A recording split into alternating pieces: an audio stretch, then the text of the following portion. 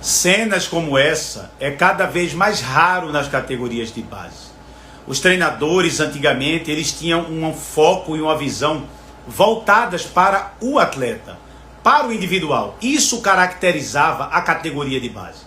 Hoje, os treinadores eles focam muito na equipe, muito nos aspectos coletivos, porque no final das contas a gente passou de desenvolver o jogador para desenvolver equipes para responder no fim de semana com os tantos jogos que tem na categoria de base.